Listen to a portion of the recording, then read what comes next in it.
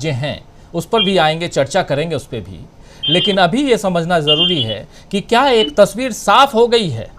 जो बात यहाँ कह रहे थे विजय शंकर सिंह जी कि लोकतंत्र का जो मंदिर कह लें, जो भी कह लें, टेम्पल ऑफ डेमोक्रेसी, और उसका उद्घाटन और उस उद्घाटन में नहीं पहुँचना बहुत मायने रखता है।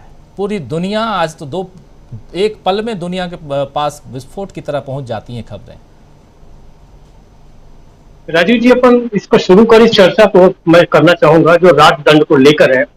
जो अमित शाह ने प्रेस कॉन्फ्रेंस में बताया कि इस पर काफी विचार मंथन किया गया और उसके बाद मोदी जी ने पता कराया कि क्या बात थी, क्यों नहीं वो उसको यहाँ लाया गया वगैरह वगैरह।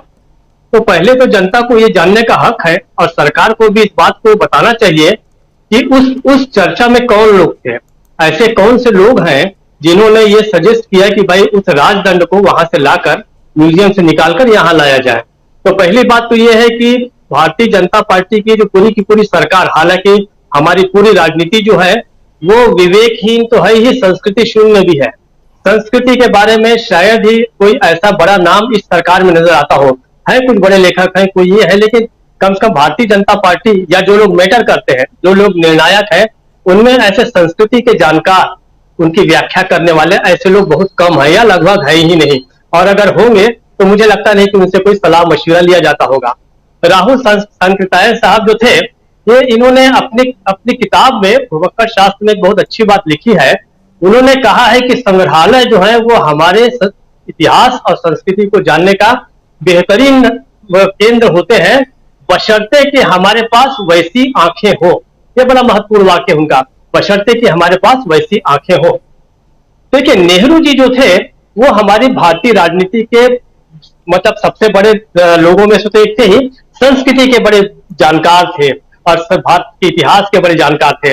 मतलब उनकी महानता देखिए कि उनकी प्रेरणा से रामधारी सिंह दिनकर साहब ने किताब लिखी संस्कृति के 4 अध्याय। तो आप सोचिए कि वो व्यक्ति कितना महान था।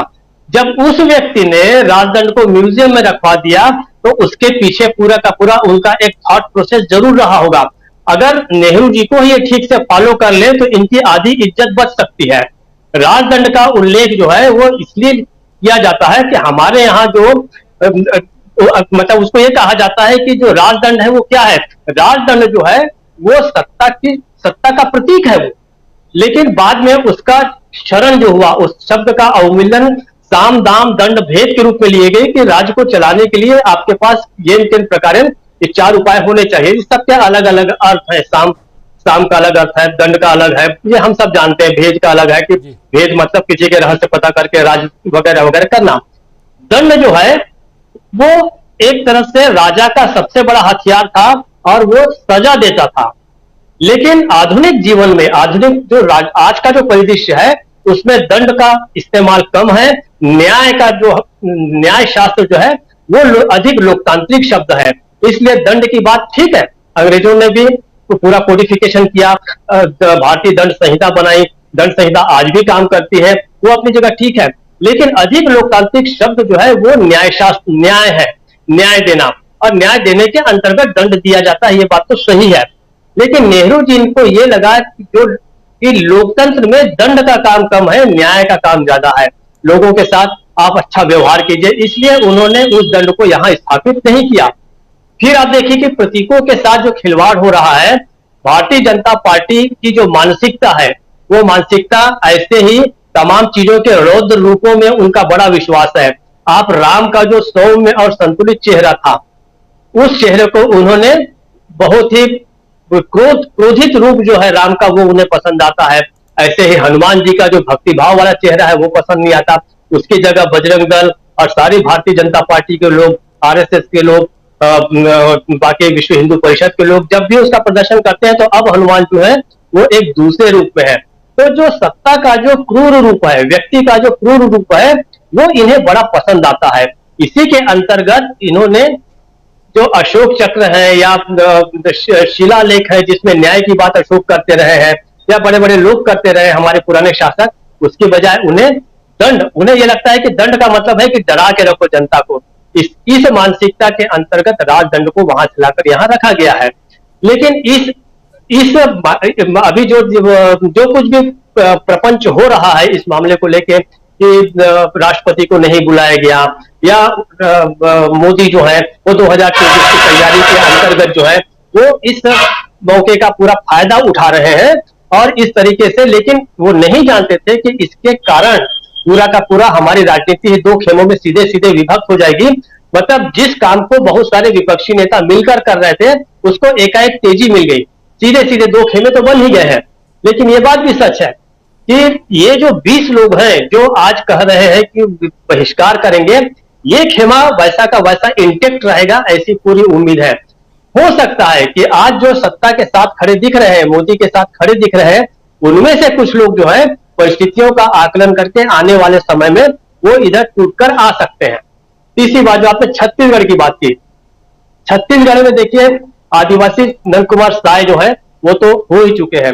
एक और बड़े आदिवासी नेता हैं, मैं उनका भी नाम इसलिए नहीं लूंगा, ऐसा कहा जा रहा है वो कोरबा क्षेत्र के हैं, ऐसा कहा जा रहा है कि वो भी कांग्रेस के संपर्क में है और शायद वो भी जो है तो बीजेपी छोड़ के कांग्रेस में आ सकते हैं। इसकी अभी मैं पुष्टि नहीं कर रहा हूं और उनका नाम भी जाहिर नहीं कर रहा हूं, लेकिन इस बात की चर्चा बड़ी है। छत्तीसगढ़ में बस्तर में जो है वो 12 सीटें हैं, जिसमें से 11 सीटें कांग्रेस के पास है। दूसरा सरगुजा क्षेत्र है, वो भी एक बड़ा आदिवासी क्षेत्र है, वहां 14 में से जो 13 सीटें हैं वो कांग्रेस के पास है। तो कांग्रेस वहां पहले से मजबूत स्थिति में है। अब इस तरीके से जैसे मुर्मू जी को राष्ट्रपति को नहीं आमंत्रित किया गया है, तो मुझे लगता है कि एक दो सीटें जो कांग्रेस से बाहर थी वो कांग्रेस को इस समय मिल सकती हैं और इसका असर जो है लोकसभा के चुनाव में भी निश्चित रूप से पड़ेगा, ऐसा मुझे लगता है राजीव जी। तो कुल जमा ये बात जो है छत्तीसगढ़ में भी ये काम करेगी और निश्चित रूप से हमें ऐसा लग रहा है कि राष्ट्रपति को न बुलाना, इस बात को लोग समझेंगे कि जिस प्रकार से पहले दलित राष्ट्रपति को भूमि पूजन पे नहीं बुलाया गया, जबकि हमारे मोदी जी कभी दलितों के पैर धोते नजर आते थे, कभी बताते थे कि दलितों को सफाई करने में जो है वो आध्यात्मिक सुख मिलता है, वगैरह वगैरह। ऐसे ही राष्ट्रपति तो आपने बना दिया, लेकिन उनके साथ आप ट्रीटमेंट क्या कर रहे हैं ये लोगों के सामने आ रहा है। बीच में एक बात तो चली थी, सत्यपाल मलिक जी ने बताया था कि किस प्रकार से राष्ट्रपति के जो कार्यक्रम है वो तक पहले अप्रूव होते हैं मोदी जी के। मोदी जी विदेश जाते हैं, वो कभी भी नहीं जाते रिपोर्ट करने। पुराने समय में देखिए, चाहे बड़े से बड़ा प्रधानमंत्री क्यों न हो, नेहरू से लेके हाल के वर्षों तक वो विदेश से आता था तो जाके बताता था राष्ट्रपति को, लेकिन ये परंपरा जो है ये भी तोड़ दी गई है। तो अब मुझे लगता नहीं है कि इसमें ऐसा कुछ बदलाव होगा कार्यक्रम में। मोदी जी अपने अलावा किसी से उद्घाटन इसका करवाएंगे नहीं और अपनी सत्ता जो है उसका प्रतीक के रूप में उन्होंने उस दंड को स्थापित किया है। ये लोगों को समझना चाहिए कि वो डेमोक्रेटिक नहीं है, ये बहुत ही राजशाही का प्रतीक है। इसलिए नेहरू जी ने उसको तत्काल जो है वो म्यूजियम में रखा दिया गया था। इस राजदंड की सही जगह जो है वो म्यूजियम ही है, इतिहास ही है राजीव जी।